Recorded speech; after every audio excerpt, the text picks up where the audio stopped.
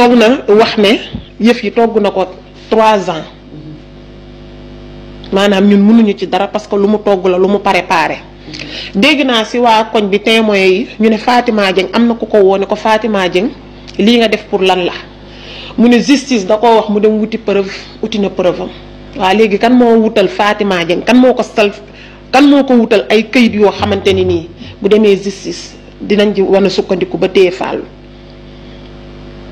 deuxième bi mooy tamit li ñu jaaxal ci mbir mooy plainte Fatima Dieng ci kaw la jóge xam nga man tey su ma jàppanteeg yow ñu dëkk golf police baa ngi nii teddu man ak yow yi foofu lañ war a dem mais moom plaintam ca kaw la jóge dégg naa nag ci waxu nit ñi tamit duma tudd turu kenn ñu ne ko am doole moo nekk ci ginnaawam. ko am doole la koy jàppale. moo koy jàppale. moom politicien la wala takk der wala lan. ko am takk der la. ah takk der. takk der la. ku am garaat moom moo koy jàppale. te ñi may déglu suñ déggee li muy wax ñun ñëpp xam nañ kooku. yéen ñi ngeen bokkal. waaw ñun ñi bokk koñ bi bokk famille bi histoire bi nekk suñu biir ñun xam nañ kooku turam. ziar kontaanee jox cër mbokk àdduna ziar kontaanee jox cër mbokk internet C'est le bon TV konaa mbokkum réew mi ci chaîne la chaîne de la vérité seen chronique comme ni leen koy defalee saa su ne ci actualité réew mi balaa noo sori rek dañuy wax bàkk bi doolee jën ndox la doolee saxaar raay la mais doolee site internet chaîne YouTube abonnement la aimer commentaire et partager xam naa ni yéen a ngi ci mais gën leen ci nekk ndax loolu rek mooy dooleel chaîne bi ku am ñaari junni yoo mayal ku la neex waaye soo bëggee dégg dëgg jàppal C'est le bon TV di bëggee ñëpp di ziar ñëpp ñuy am événement buñ leen di wax balaa ñoo dugg ci actualité bi ki nga xamante ni moom mooy maître Guèye nga xam ne man moo ma formé ci wàllu art bi may def sama diplôme technique garde rapproché ak Bamba Mboup bokk na ci maître yi ñu doon formé ñoom ñooy organiser nag ñu tuddee seen bopp Tigre d'or di organiser benn événement bu mag le 22 février fële ca Guédiawaye événement Kën Fu la bu am solo moom maître équipe nationale la mooy maître Guèye boobu événement bi nag ñu ngi ko tuddee dara jaal ko sëriñ bu mag bi di kenn buggul bu sëriñ Moustapha Sy donc nag di événement bu rëy boo xamante ni nii Guédiawaye lay xewee le 22 février ak maître Guèye ak waa Tigre d'or bu Sénégal jaa ngeen jëf gars yi bu ko kenn tardé gars yi nag tey comme nuñ leen ko wanee noonu ci kanam li ñu bëgg a waxtaanee mooy génnuk ki nga xam ne mooy Ndella Madior Diouf ci kaso bi ndax baayam dafa génn àdduna ñu ngi koy jaalee liñ ci jàngat ci rupture bi am ci Sénégal génnul nëgandiku la dañ ko may liberté pour mu mën a ñëw dëj baayam waaw pour mu mën a ñëw dëj baayam dafa am luñ ci bëgg a jàngat pour ñi naan rupture amul ak ñi nga xamante ni tey jii ñaata doomu Sénégal lañ tëjoon ci kaso bi ñii seen i waajur génn seen ginnaaw régime bi fi nekkoon may ñu woon possibilité ñu mën a génn bu mën a dëj seen i doom xaajalee sénégalais yooyu ak ñaari sénégalais yooyu ak ñaari régime yi jàngat ban lañ ciy def mbirum Fallou munuñ cee bañ a wax démb waxtaan ci sama TikTok mais du ma dugg ci fond de dossier bi parce que xaw ma lu nekk ci dossier bi mais en général li nit ñi wax am naa sañ-sañu jàngat ko dinaa ko jàngat génnee ci sama xalaat naka lañ ko gisee mbirum Farba Ngom it day demaale ci mbir mi kon boo xoolee lépp loolu lañ bëgg a waxtaanee. vidéo bu gàtt rek gars yi li ma koy njëkkee mooy mbirum ki nga xamante ni nii moom mooy Fallou. maanaam Fallou li ma ciy wax dafa gàtt mooy boo dégloo version yi rek maanaam da ngay xam ni li sama xarit ba Cheikh Bara Ndiaye daan wax naan fi mu toll nii ku dul déglu kaa yi yaay kaa bi procureur juge magistrat président de la république ministre de la justice maanaam amatuñu droit di bañ a déglu li xew ci réew mi wala boog ñu bañ a am culture Sénégal pour nga doon juge man damaa bëgg ñu recommander nga xam réew mi. c'est très important nga xam psychologiquement réew mi nga dund réew mi nga bañ a nekk benn France naabe wala ku jàngee bitim réew maîtriser wul dëgg-dëgg wala dëkkul sax ci banlieue maîtriser wul dëgg-dëgg maanaam société bi bu nekkee juge mën na di juum ci ay dossiers. parce que de un rek buñ nee diw de wujju ndayam moo ko tuumaal maanaam Olof Njaay nee na ku sa wujju di sëlëm doo set maanaam wujju ndeyam moo ko tuumaal rek dossier boobu ku ci war a mën a teey da nga cee war a teey balaa nga ci jël benn décision it war ngaa xool ñoom seen dundin naka la woon kii wujjam bi tuumaal dundinam ak ñoom nan lañ daan dundee ñëw seen tante jooju ci kër gi ndax déggoo woon nanu ndax neexoo woon nanu wax nga def background check seen histoire ñoom pour xam psychologiquement dëgg-dëgg balaa ngay jël décision. Parce que am na ñu ne femme bi indi na dossier médical waaye teewul gars yi def nañ réquisition indi beneen dossier médical bi parce que ci wàllu viol yow buñ la violé amoo droit dem defal sa bopp dossier médical. Déjà man bañ ne femme bi ba muy ñëw dafa indi dossier médical rek la sama xel teey parce que prémédité la ñu naan mbir mi dañ koo programmé wala waxoon na ko wala waaj na ko sama xel day teey ci loolu. ndax xamal moo tax sama xel di teey ci loolu parce que même médecin bi koy defal visite médicale war na koo xamal ni bu dee dafa gis ni gel bi violé nañ ko xale bi violé nañ ko maanaam médecin bi jàng na danaan ko da ngay dem directement gendarmerie wala police ñoom ñoo war a def réquisition bi. même man su ma la ko defalee buñ demee duñ ko utiliser parce que nekkul yow yaay indil sa bopp sam dossier médical mais dañ ne femme bi dafa yóbbaale kon buñ nee femme bi am na dossier médical bi bien avant que sax muy yuuxu ne violé nañ doomam xel da koy nangu te Fallou nag damaa xamanteeg ay nit yu ko jege lool yoo xam ne ay xaritam lañ yoo xam ne xam nañ ma te danaan ñëw apix sax booy bi mais man miimunu ko mais man moom miin na ma xam na ma ñooñu su ma leen tuddoon fii ngeen xam leen mais moom xaw ma ko personnellement mais da daan ñëw apix lu bari ndax dafa amoon ku sama benn copain bu fa yoroon kenkaayri sama benn booy gaayinam la.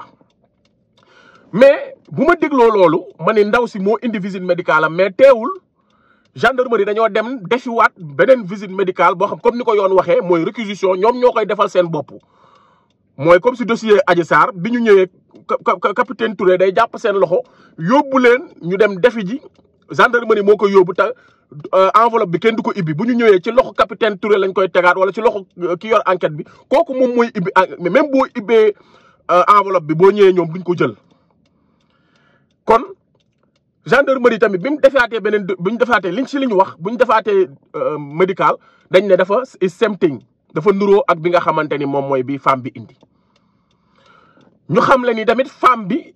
am na ak nit ku nekk maanaam koo xam ne nitul droit la nitu yoon la boo xam ne moom mooy bras droit moom mooy loxoom. te man loolu it je valide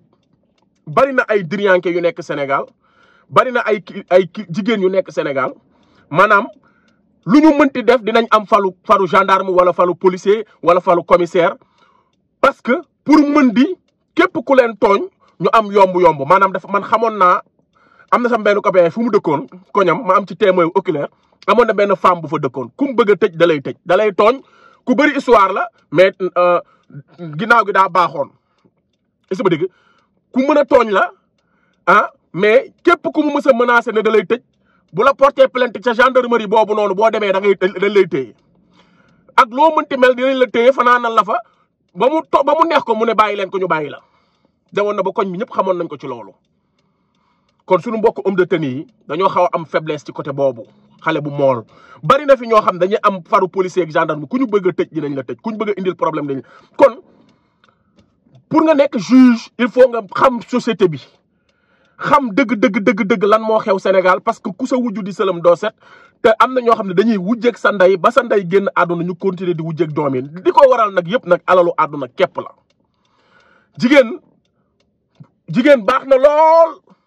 waaye jigéen bu naree bon sax mooy gën a bon góor jigéen tàqale na maanaam li gën a gaaw sax yàlla wax na ko xaalis ak jigéen amul lu ñu mënul ci àdduna ñun góor ñi sax bu ñu bëree safara jigéen ñee fa yóbbu. moo tax bari na ay jigéen yoo xam ne seeni njaboot ñu ngi dund lu metti seeni njaboot mënuñoo baax du lenn lu dul lu bon liñ leen def ci njabootu jàmbur yi te lépp rek ngir alalu àdduna. góor yi tamit am nañ ci responsabilité parce que déjà jigéen boo koy takk da nga koy tànn surtout nag bu fekkee ni yow parce que nee nañ bàyyi fàllu yaayu fàllu 1 an la décédé 1 an mu takkaat beneen soxna. maanaam boo xasee ba am jabar mu am ay doom booy duggaat di am soxna xoolal ki ngay takk ndax soo ñëwee dina la uufal sa njaboot bul xool sa bopp. dafa am foo xam ne yow ku góor ki waratoo xool sa bopp waratoo xool yow sa plaisir da nga war a xool njaboot gi mais malheureusement ñun góor ñi ñu ci bëri ay irresponsable lañ chaque jour on est à la recherche du plaisir xam nga dundu. xam nga dem ba nekk paa nga am ay doom yu mag sa jabar génn àdduna da ngaa war a takk ku la uufal njaboot googu ku leen bëgg ku mën a remplacer seen yaay donte nag mën ngaa cek ba foog ni kii ku baax la nga takk ko mu ñëw wan la beneen jikko parce que gars yi moom jigéen moom bu bëggee nga takk ko lu ci bëri mën na laa wan jikko boo xam ni boo demee mais nañu gën a focusaat si njaboot ki ñuy takk pour séq ak moom àdduna ñun góor ñi nañu bañ a jiital greffage bu gudd xeesal bu weex xef yu gudd taat wu yaa xam nga taat yu sax léegi am na booy lu ñuy dugal naturelatul nga xool jikko xool juddu xool fu nit ki jóge balaa nga koo dugal sa biir kër waxuma laa nag boo amee njaboot goo xam ne ay jirim lañ seen nday génn àdduna ngeen dund lu metti te teraanga gi nga am tey seen nday jooju moom nga ànd ak moom de 0 à héros war ngaa ut ko leen yoral seen njaboot waaye bari na fi góor yoo xam ni dinañ ànd ak jigéen am ak moom njaboot muy dund sax ñu takkal ko jabar jël jabar jooju teg ko ci kawam fàtte la ñu àndoon démb jël seen alal yëpp mettre ko à la disposition seen jabar ju ndaw jooju au détriment ak seen njaboot ak seen aaw bi nga xam ne moo leen doon muñal ñun góor ñi bonee nanu noonu irresponsable la ñu ne noonu da ngay gis koo xam ni mentalu benn jabar la yor bopp bu ndaw la yor as mbopp nga xam ne ñaari plaisir mun attanu ko munul gérer ñaari wax yu ñëw ci boppam mu takk ñeenti jabar kooku njabootam responsabilité bu leen dal moom la y a beaucoup de gens yoo xam ne plaisir moo leen dugal ci ay jabar mais du gër balaa may dee nag balaa ñoo gën a mën a yor neen jullit laa wala roy yonent bi rek mooy takk jabar taxaw naan waa seetu si yonent bi bu takk jabar taxawee moom ñun góor ñëpp ay jullit la ñu doon ay yonent bi la ñuy roy non yonent bi kay te yonent moom kay newoon na ki nañ takk jigéen yàlla moo ma may loolu bari na lu yàlla sas te respecté woo ko yow góor bari na lu la yàlla sas ne la def ko ci sa soxna ci sa njaboot te respecté woo ko waaye bu desee loolu takk jabar nga xam ne jullit laa waaw man jullit laa am naa droit takk am nga droit yu la yàlla jox ak say devoir te respecté woo ko ci sa njaboot respecté woo ko ci sa soxna yi ki nga njëkk a takk indi ko ci kër gi am na ay devoir yu la war ci moom respecté woo ko waaye boo waree takk rek yaa ngi dem ci droit yi la yàlla jox waaye xooloo devoir yi yàlla teg ci yow pour nga mën a yor sa njaboot kon ñun góor ñi kër yu bari mu ngi tas jigéen ñu bari ñu ngi sëy di defante di xëmpante asik ñun góor ñi ñooy seytaane si nekk ci biir te njaboot gi ñooy subir les conséquences fàllu mi victime la ba jusqu'à la preuve du contraire donte yoruma dossier bi waaye li ma déggee ñu wax ko nii kii daa wujjeeg seen ndey seen alalu bàyyi mu bëgg cee teg loxo lii rek moo fi nekk waaw man nii laa ko jàngatee waaw mënumaa dugg au fond du dossier mais psychologiquement société bi di demee ak ni jigéen ñi ni ñuy sëyee ak alalu àdduna lu mu leen jaral ak ni ñuy sëyee bay wujje seeni doom seeni doomu wujju gis naa ko te gis naa jigéen kër yu lu mu tas kër ci gën a tuuti waaw man gis naa jigéen tax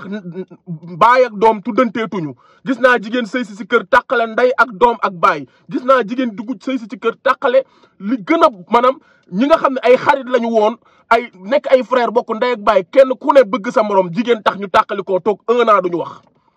takk jabar ju bon gis naa nit ku baax koo xamante ni dafa baaxoon bëgg ndeyam bëgg baayam bëgg fameem yor ay njabootam nekk ak jabaram aawam de 0 ba yàlla dimbali ko mu am alal jigéen xamanteeg jigéen mel ni du moom soppeeku changé bàyyi aawam bàyyi ay doomam jàngi doomam sax fayetu leen ay mbokkam yaayam bi mu gënoon a bëgg du ko woo ba ñëpp dem jublu kooku loolu bon la du bon dafa du am mental bu baaxul yàlla boole ko jigéen ju bon mu sunguf ko reen ko saraxe ko yàq àddunaam yàq àdduna njabootam te ku baax la woon kon bu ngeen di dugg xool leen ci ñi ngeen di dugg ngeen protéger seen njaboot yi Ndella Madior dañ ko may liberté pour mu mën na ñëw dëj baayam ba di Madior Diouf di ancien politicien PS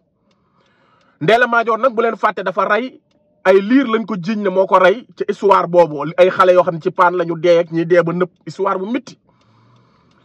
léegi ma lay wax yow mii di wax ni nguur yi ak yowoon benn la duñu benn ndax tey jii bari na ay xale yoo xam ne 2000 et quelques boy yi Macky Sall jaayoon doole tëj leen ci kaso bi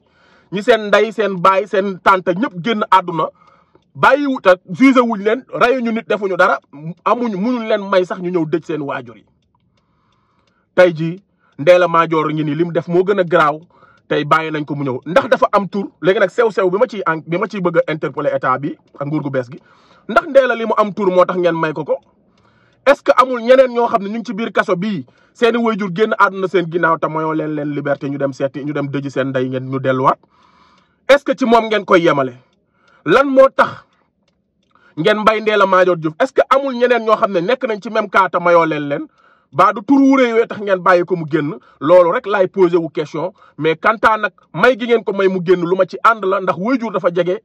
ci xol sa ndey génn àdduna wala sa baay boo nekkee kaso ci fii ci Sénégal war nañ laa mën a escorter may la liberté nga ñëw dëj sa ndey wala nga dëj sa baay nga delluwaat ca kaso ba parce que doomu aadama dafa sacré waajur dafa jege waaye ndax dinañ ko defal ñëpp ñu nga xamante ni ñu ngi ci biir kaso bi parce que Fallou ngi nii est-ce que respecté nañ ay droit am est-ce que enquête bi topp nañ ko nuñ ko war a toppee balaa ñu ko yóbbu kaso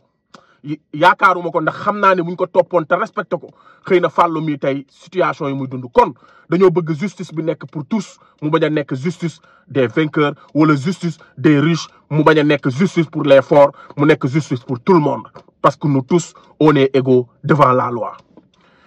léegi nag posé wu la question ci Farba Ngom laay duggaat ndax ñun nguur gi dañuy bàyyi waa Benno Bokk Yaakaar waa tas yaakaaru Sénégal yi ñu nekkee nii ci Sénégal di féewale askan wi di def ay déclaration yu féewale askan wi di def ay déclaration yu bon yoo xam ne baaxul ci société bi kenn musu ko woon ñeme ñoom bi ñuy def ci nguur ndax dañ leen di bàyyi noonu au nom de quoi ñoom ñooy ñan Pape Malick Ndour mooy kan ki nga xam ne mooy Farba Ngom mooy kan ki nga xam ne mooy Aïssata Tall Sall mooy kan ki nga xam ne moom moo nekkoon ministre de la communication xaw ma je ne sais pas tam doon tëj télé yi Moussa Bocar Thiam ba ñoom ñuy yëkkati ay discours ethnicisme ci dossier bi nga xamante ni moom la ñu interpellé Farba Ngom nguuru Sénégal gi di leen ci bàyyi. ndax APR bii nekkul parti bu ñu war a dissoudre lan moo tax ñu bàyyi leen ñuy def déclaration yi yéen nag xale yi laay waxal yéen ñii nekk nit nekkoon ca manifestation boobu di dof-doflu nit da ngay am valeur ñii bi ñuy Farba bi mu naan jël naa la mu jël ba mu ciy lekk mayu leen ci dërëm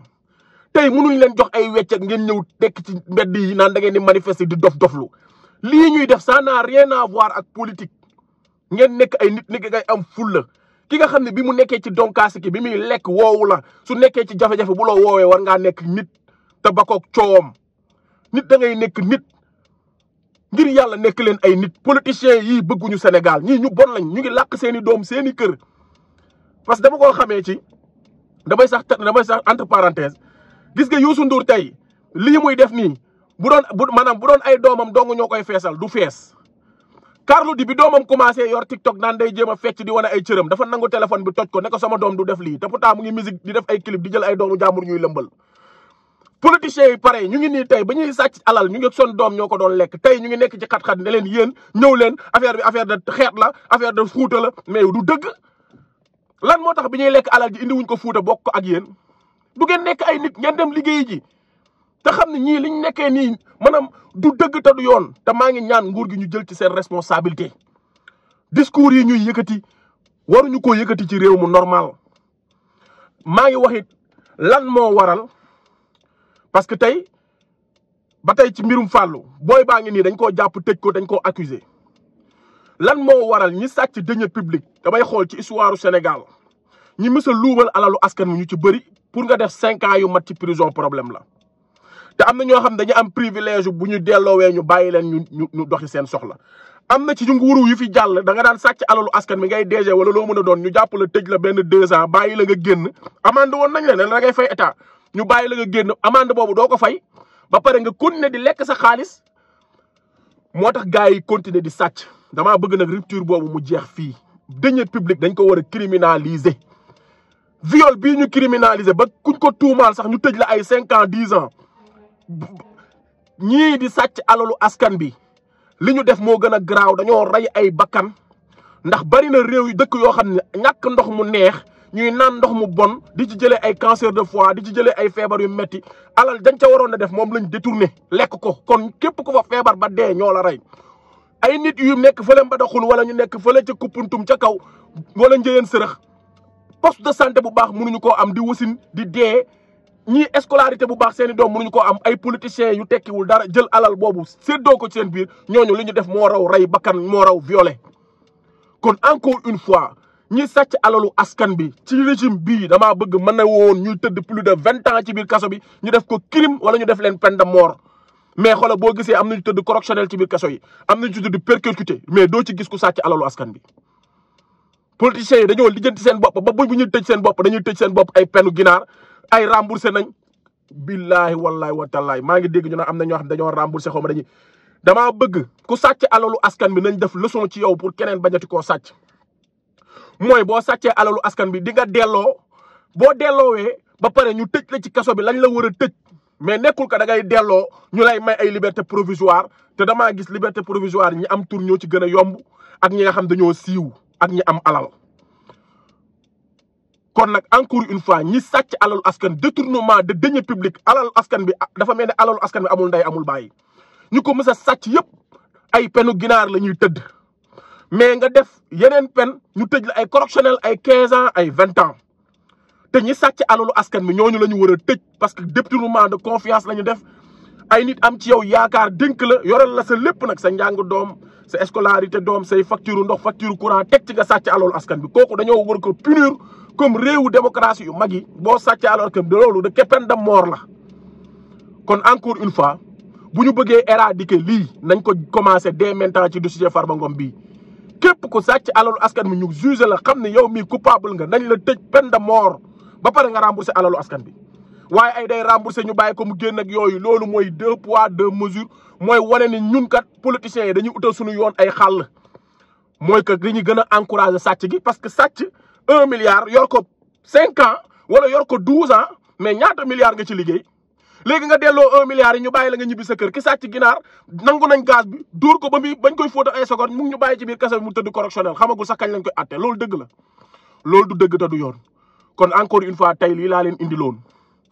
nañu xoolaat mbiru Fallou mii jar naa xoolaat waaye encore Madior Diouf mii niñ ko may nii ndax dinañ ko may ñeneen baadu turam wu rëy moo tax ñu may ko waaye ñi sàcc alalu askan bi def détournement nañ leen di tëj ci kaso bi pour joxe leçon pour ñeneen bañ di ko defaat ñu leen di bañ di tëj penu ginaar wala ñuy rembourser ñu leen bàyyi ñu ñibbi seen kër. lii laa wax ku am ñaari junni yoo maye mayal ku la neex waaye soo bëggee dégg-dëgg jàppal C'est Le Bon TV jaa ngeen jëf.